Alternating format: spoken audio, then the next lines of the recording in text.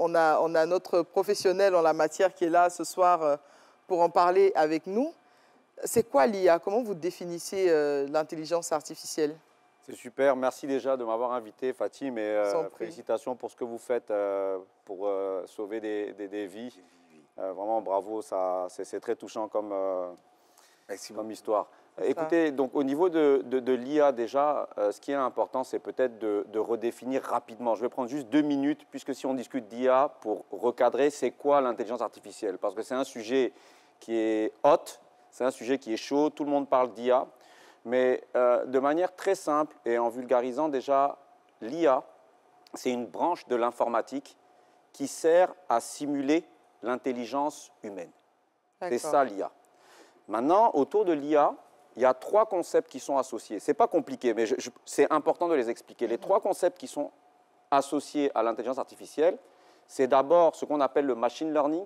Ça veut dire la capacité de la machine à apprendre, le raisonnement, la capacité à raisonner, et le backpropagation, qui veut dire qu'une IA est capable de se corriger. Ça veut dire que quand on entraîne une intelligence artificielle, elle est capable toute seule de se corriger. Au-delà de ces 3 concepts associés, il y a 3 piliers, pareil, que vous allez toujours avoir quand on parle d'IA. Le premier pilier, c'est ce qu'on appelle les algorithmes. Ça sera le seul mot un peu difficile à comprendre. Donc, ce sont les algorithmes. Donc, une IA, ça va avec l'algorithme. Le deuxième pilier, c'est la puissance computationnelle et de stockage. Ça veut dire à quelle vitesse on est capable de calculer et les données, à quelle quantité on est capable de stocker. Et le troisième et dernier pilier, ce sont les données. Ça veut dire que pour pouvoir entraîner une IA, il faut des données. Donc, si on prend tout ce que je viens d'expliquer, on a la définition de l'IA, les concepts associés et les 3 piliers. Si on a compris ça, on a globalement compris tout ce qui tourne autour de l'intelligence artificielle. Bon, là, on a l'air d'être bien équipé, en tout cas, pour parler d'intelligence artificielle avec vous. Je rappelle que vous êtes fondateur du groupe Hightech, d'accord, et qui s'impose donc, vous imposez un peu l'intelligence artificielle comme un pilier essentiel de l'industrie IT sur le continent africain. Vous êtes un visionnaire. Vous avez fait HEC Paris, Harvard Business School, donc des établissements de renom, hein, aussi bien en France qu'aux États-Unis. Donc, vous avez décidé de revenir en Côte d'Ivoire et de distiller ce savoir-là à travers votre groupe Hightech. C'est bien ça. Hein, c'est ça. Donc, c'est même au-delà de distiller, c'est vraiment partager. Aujourd'hui, on est à une ère où il y a des chiffres que j'aime bien partager. Donc, pour vous donner une idée, le PIB généré dans le monde est de 105 trillions de dollars. Ça, c'est ce que le monde entier génère. L'Afrique est le continent le plus riche en ressources. Ça, on est tous d'accord. Ça, c'est sûr. Mais pour autant, la richesse produite par tous les pays africains réunis, c'est 2,7% de ces 105 trillions. Comment ça se fait? Comment ça se fait? On a loupé la première révolution industrielle, on a loupé la deuxième révolution industrielle, on a loupé la troisième révolution industrielle. La question, c'est est-ce qu'il ne serait pas criminel de louper la révolution en cours qui est la révolution numérique? Et donc,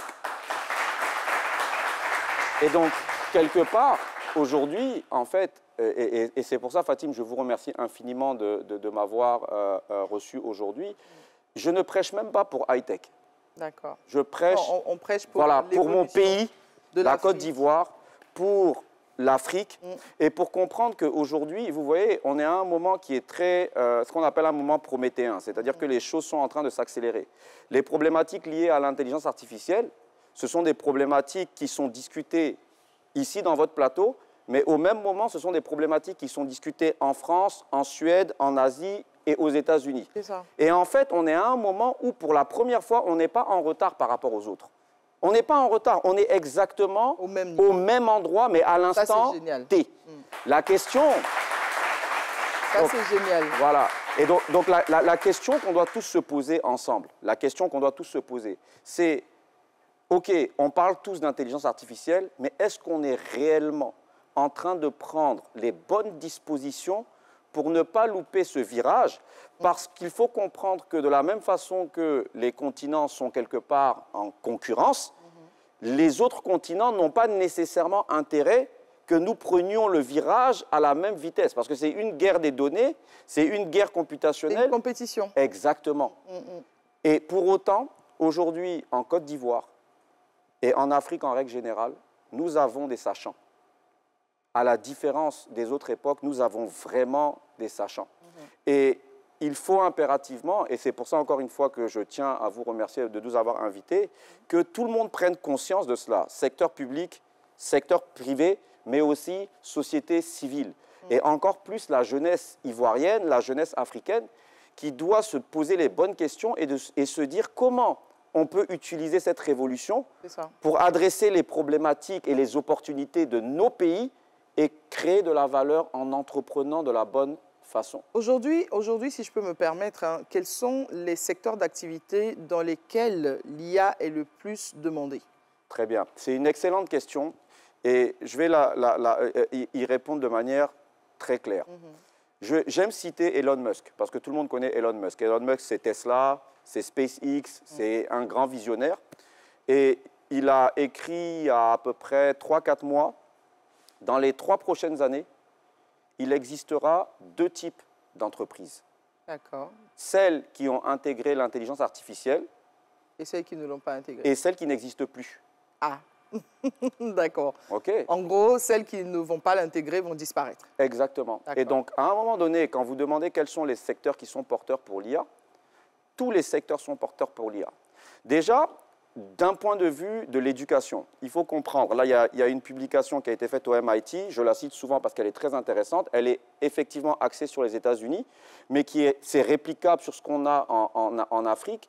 Elle dit 80% des métiers vont être directement impactés par les LLM. C'est une forme d'IA, donc l'IA générative. Ça veut dire quoi, LLM? LLM, c'est Large Language Model, c'est par exemple ChatGPT. OK. ChatGPT, c'est un LLM. Mais il y a beaucoup de modèles de LLM différents. D'accord. Et donc, 80% des métiers vont être impactés. Et dans ces 80% de métiers qui vont être impactés, contrairement à ce que les gens peuvent penser, ce ne sont pas les métiers de la couche inférieure. Ce sont tous les métiers à valeur ajoutée qui vont être impactés. Tout à fait. Donc après, il y a beaucoup de discussions autour du fait que est-ce que l'IA va remplacer l'être humain, etc.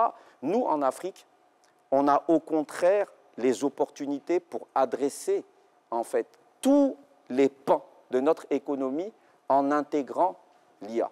Et donc s'il y a des questions autour de ça, on peut développer, mais je veux vraiment démystifier. C'est-à-dire qu'il n'y a pas de mystification. Il ne faut pas écouter vraiment ce côté où c'est compliqué. Non, non, non, non, non. C'est des choses qui sont faisables. D'ailleurs, c'est pour ça que nous, on lance le sommet de l'innovation sur des discussions qu'on va avoir le 5 juillet. Et vous voyez, encore une fois, on l'a fait gratuitement. C'est-à-dire que c'est quelque chose qui est gratuit, qui est pour tous les Ivoiriens qui veulent découvrir l'innovation. D'accord. L'intelligence artificielle, la blockchain, l'IoT. On a des panélistes de très haut niveau qui ont accepté de venir nous aider et des personnes du secteur public, du secteur privé, de la société civile. Encore une fois, on veut une prise de conscience, on veut l'éveil des consciences. Moi, je vois des jeunes, par exemple, qui sont là, vous les avez présentés comme étant des jeunes qui travaillent autour du leadership. C'est cette jeunesse-là, intellectuelle aussi, qu'on veut attirer pour essayer de changer le paradigme actuel. En tout cas, je sens qu'ils sont très... je sens qu'ils sont très, très attentifs à tout ce que vous êtes en train de nous expliquer. Et c'est super parce qu'on apprend beaucoup ce soir. Et justement, on parlait des métiers dans lesquels l'intelligence artificielle est le plus recherchée. En Afrique, vous dites qu'aujourd'hui, nous sommes au même niveau que le reste du monde parce que l'IA vient encore d'arriver et que tout le monde a encore la chance de l'exploiter de manière égale. Mais aujourd'hui, en Afrique, Hightech fait quoi pour que l'IA soit bien dispensée à la jeunesse ivoirienne? En fait, c'est tout ce travail. Hightech ne pourra rien faire tout seul. Hightech ne pourra rien faire tout seul. L'équipe, on travaille parce qu'en fait, il faut des synergies. Alors, je vais expliquer. Déjà, aujourd'hui, quand on parle d'IA, 99% des gens, même dans d'autres continents, hein, je ne parle même pas qu'en Côte d'Ivoire, vont vous parler de ChatGPT. Mais ChatGPT, c'est le poisson il parlait d'un barracuda qu'il a vendu. Mais quand vous parlez de ChatGPT, vous parlez du poisson. Et nous, ce qui nous intéresse, ce n'est pas le poisson, c'est la canne à pêche. C'est ça. On veut apprendre à pêcher. Et donc, on nous a imposé des outils. Notre jeunesse est occupée, en fait, à utiliser les outils, alors qu'à l'heure actuelle, on devrait être en train de réfléchir pour pouvoir créer nos propres modèles. Nos propres modèles et utiliser nos propres données. Donc là, le secteur public a du travail. Parce que si vous vous rappelez de la définition que j'ai donnée de l'IA, on a besoin d'une puissance computationnelle, donc ça veut dire qu'on a besoin d'infrastructures pour les stocker et pour exécuter nos modèles. Ça. Mais on a aussi besoin de collecter les données. Et est-ce qu'en Afrique, on a des données spécifiques? Évidemment.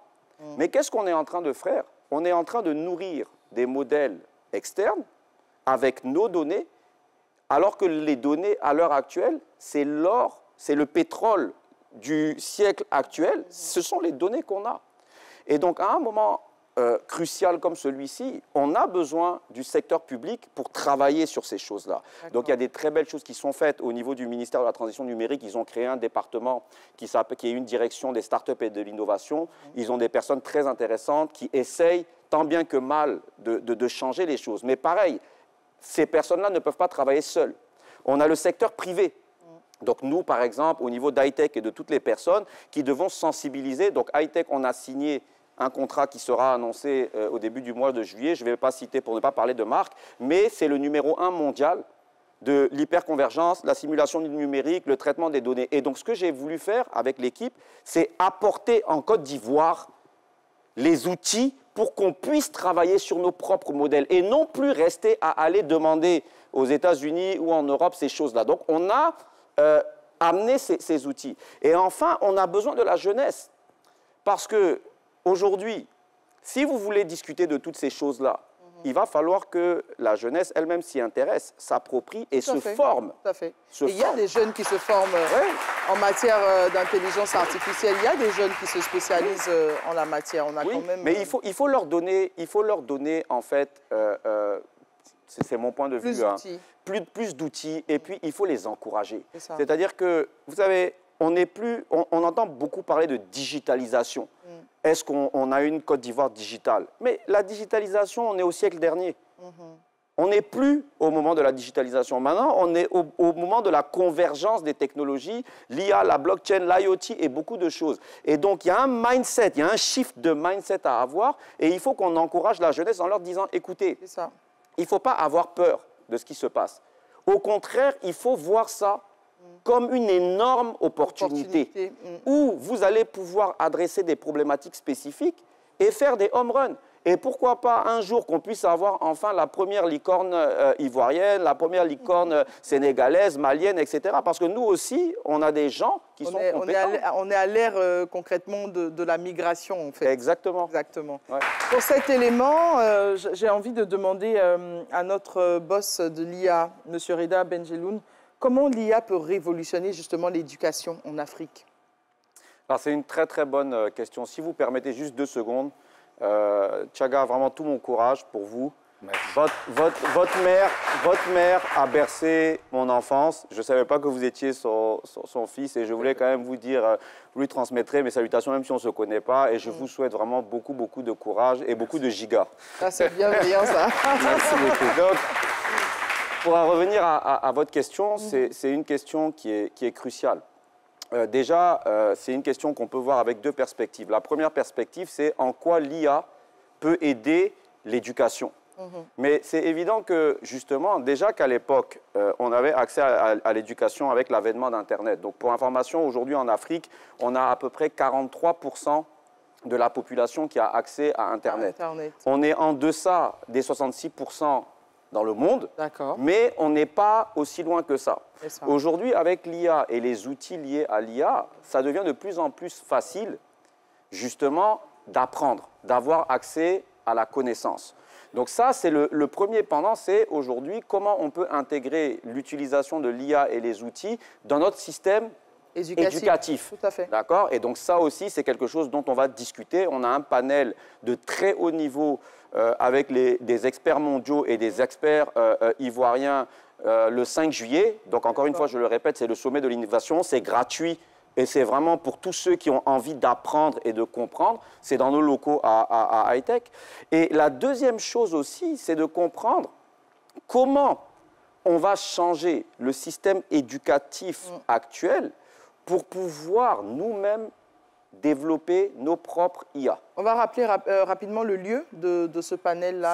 C'est dans nos locaux, c'est à Hightech. C'est rue Pierre, voilà, en zone 4, rue Thomas Edison, à côté d'une enseigne China Mall. C'est dans le bâtiment. On attend à peu près 2500 personnes. OK, donc c'est très ouvert. Voilà. Et encore une fois, c'est le À partir de quelle heure? On va démarrer le matin, le panel d'ouverture sera à 9 h et on va en fait avoir sur toute la journée. Toute la journée. On a à peu près 22 constructeurs et éditeurs de solutions qui viennent du monde entier pour présenter encore une fois toutes les innovations, les avantages, et puis que vous puissiez poser vos questions, discuter. Donc on va avoir vraiment des experts. Mais on va aussi avoir des personnes du secteur public, on va avoir la société civile. Et aujourd'hui, donc, on parle même de la musique ou de votre métier, le journalisme, ou même tout à l'heure, M. Kokra, sur la partie de sauvetage. Aujourd'hui, comment on peut utiliser l'IA pour prédire une noyade?